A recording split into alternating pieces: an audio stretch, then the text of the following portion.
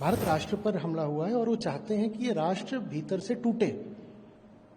और अगर हम अंधी और क्रुद्ध प्रतिक्रिया करेंगे तो जो शत्रु हैं, हमलावर हैं, हम उनके ही मंसूबों को सफल होने दे रहे हैं। वो तो चाहते ही यही हैं। वो चाहते हैं कि भारत में ही जो भारतीय लोग हैं वो एक दूसरे से लड़ मरें, एक दूसरे के खिलाफ नफरत से भर जाएं।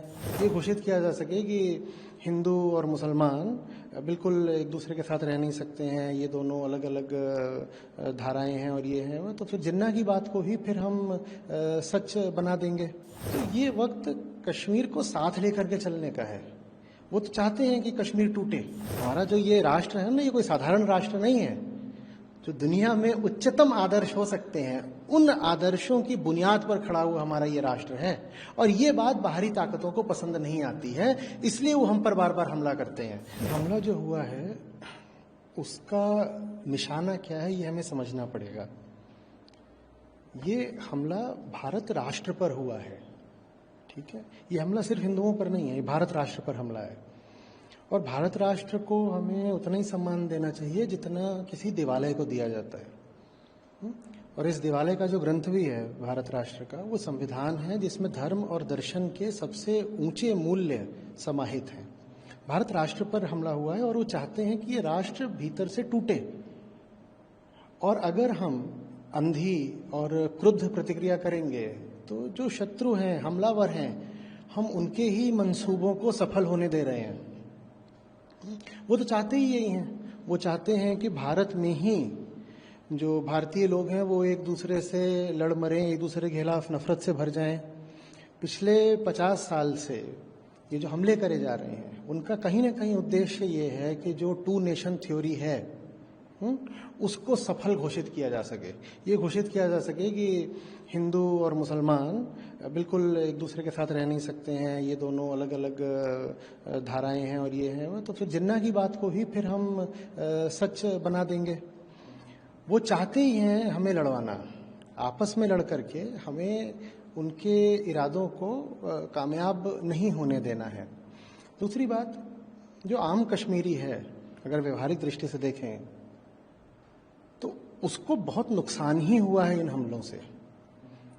लोगों ने गाड़ियों के लिए, टैक्सियों के लिए, होटलों के लिए लोन ले रखे हैं। पर्यटन से इन्हीं सब चीज़ों का संबंध होता है। अब वो लोन कैसे चुकाएंगे? कश्मीर की अर्थव्यवस्था की तो सीधे रीढ़ पर प्रहार किया गया है। तो ये वक्त कश्मीर को साथ लेकर के चलने का है। वो तो चाहते हैं कि कश्मीर टूटे। उनकी तो पूरी, अभी बोला था वहाँ पे ना उनके जनरल ने कि Kashmir is our jugular vein, शहरग। तो वो तो चाहते हैं कि कश्मीर टूटे। नहीं नहीं नहीं, हमें पूरे भारत राष्ट्र का ख्याल रखना है। हमें वही नहीं कर देना है जैसी प्रतिक्रिया वो हमसे करवाना चाहते हैं। और कोई भी प्रतिक्रिया जो बिना सोचे समझे करी जाती है, बस तैश में, आवेग में या घृणा में करी जाती है, वो कभी भी शुभ नहीं होती है।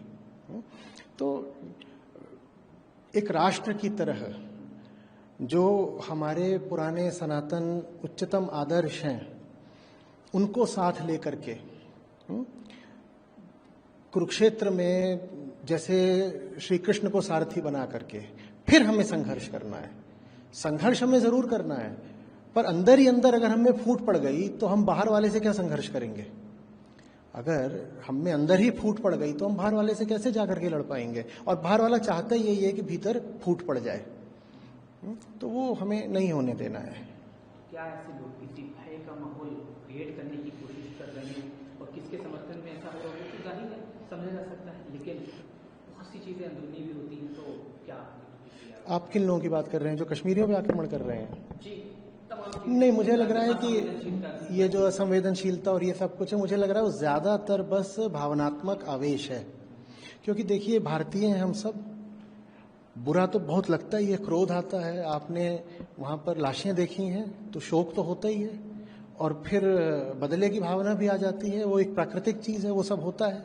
तो मैं ये सब तो नहीं कहूँगा कोई साजिश कर रहा है, लेकिन मैं ये ज़रूर कहूँगा कि अगर हम बिल्कुल वैसे ही ट्रिगर हो जाते हैं जैसे कि शत्रु चाहता है कि हम हो जाएं, तो हमने फिर शत्रु की चाल को सफल हो जाने दिया है। और शत्रु मैं इस अर्थ पर कह रहा हूं कि वो शत्रु है क्योंकि वो मानवता का शत्रु है, वो भारत राष्ट्र के आधार का ही शत्रु है। हमारा जो ये राष्ट्र है ना, ये कोई साधारण राष्ट्र नहीं है। जो दुनिया में उच्चतम आदर्श हो सकते हैं, उन आदर्शों की बुनियाद पर खड़ा हुआ हमारा ये राष्ट्र है। और ये बात बाहरी ताकतों को पसंद नहीं आती है, इसलिए वो हम पर बार बार हमला करते हैं। तो ये जो पूरा उनका खेल है, ये जो पूरी उनकी बेचैनी है हमको देख करके, हमें समझनी पड़ेगी कि हम पर बार बार इतने आघात होते क्यों हैं। हम पर बार बार इतने आघात इसलिए होते हैं क्योंकि हम एक मामले में बहुत खास हैं, हमारी उस खासियत पर आधार होता है। और हमें उन आघातों के दर्द के कारण अपना आपा नहीं खो देना है। हमें रिस्पॉन्स जरूर देना है, हम संघर्ष भी करेंगे, हम जवाब देंगे, लेकिन वो जवाब हम उस तरह नहीं देंगे जिस तरह से शत्रु चाहता है। वो जवाब हम अपने बोध के आधार पर देंगे, अपनी समझ के आधार पर देंगे, अपने राष्ट्रीय मूल्यों के आधार पर देंगे।